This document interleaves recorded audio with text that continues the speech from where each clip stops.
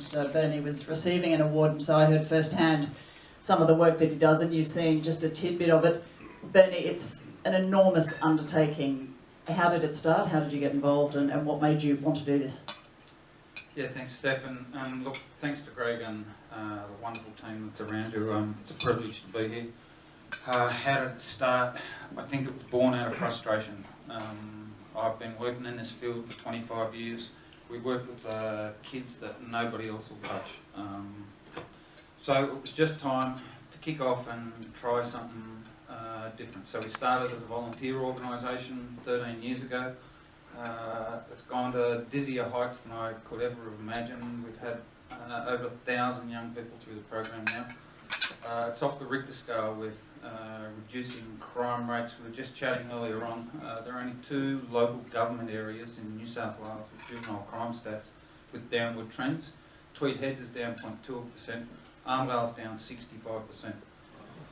When we work holistically with these young people, when we take them out of town at times when things are really tough, then we start to see real, honest, effective change, and that's what we do. We're not a government-funded organisation. We don't fit in a box. So we just created this whole business out of a gap in the system. If the kids aren't going to school, then let's bring the school to them, you know. So we've hung in for a long period of time. We started off, with some really tough kids. It gets easier and easier, and it's just a wonderful thing to do. Indeed, it is. How do you find the kids, or how do they find you? Yeah, look, there's no kids at BackTrack that are forced to come there.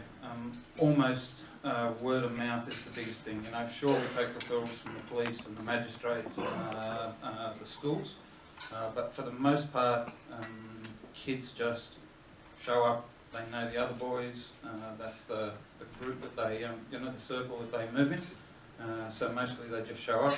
We've got a waiting list that goes from Sydney all the way to Armidale. The saddest part in my job, day in, day out, is having to turn kids away. Twice as high as the kids that are in detention.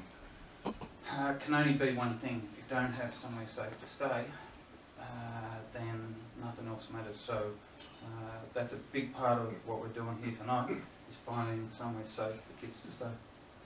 So just on that, how do you keep the doors open? Who provides the funds? Apart from these good people here, obviously. Well, the good people here might not have provided the funds yet, but we're hoping to really do a cracker job tonight. We want to hit this one for a 6. I had to get some kind of cricket analogy in, surely. How do we keep it open? Through hard work.